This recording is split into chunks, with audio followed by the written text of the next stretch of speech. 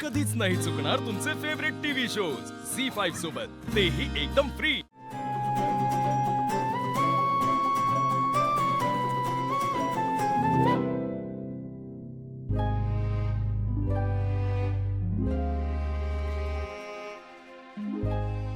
काय ग वेदा, भूताची गोष्ट करून दाखव। वेदा, घाबरणार नाहीस ना? बघ हा। बर, ये तू इथे बस। मी आलेच।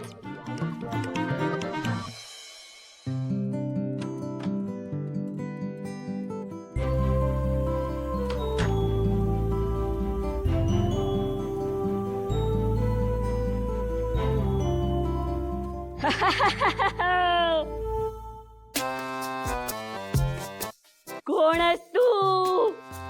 माझ्या जंगलात कसा आलास? कोण आहेस तू? निघून जा इकडून, निघून जा।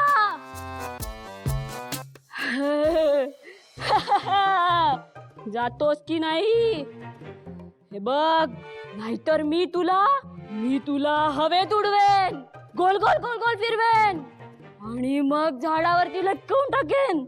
ऐकतोयस ना? हा, हे बघ, मी तुला पक्षी बनवेन, पिंजऱ्यात कैद करेन आणि माझ्यासोबत घेऊन जाईन।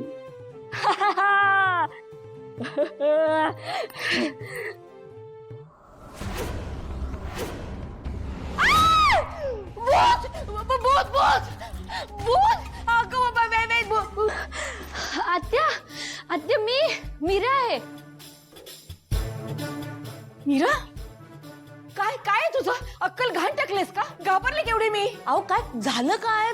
हा, तुम्ही ओरडलं कशा? बघ ना बावळट, डोक्यावर पांघरून घेऊन नाचत होती, हातवारी करत होती, घाबरवला मला। मूर्ख कुठली। आत्या, मी वेदाला गोष्ट सांगत होते। अशी ही काय पद्धत झाली गोष्ट सांगायची?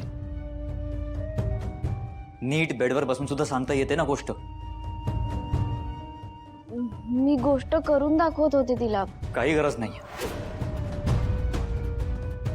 आणि तू लगेच खाली उतर, तू तुझ्या पायाची धूळ बेडवर जाते। तुला आधी पण सांगितलं ना मी हायजीन बद्दल। आता गोष्ट सांगण्यात कसलं हायजीन आलंय? तू दरवेळेस माझ्याशी आर्ग्यू करत जाऊ नकोस। अथर्व, जाऊ देत रे। ती वेदाला गोष्ट सांगत होती, नर्मदा आत आली तेव्हा तिला वेगळा भास झाला।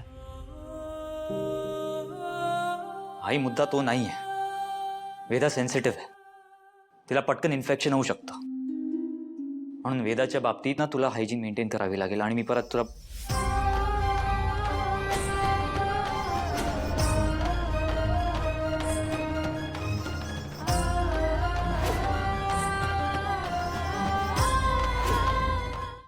झी5 ॲप डाउनलोड करा आणि पहा सर्व एपिसोड्स एकदम फ्री।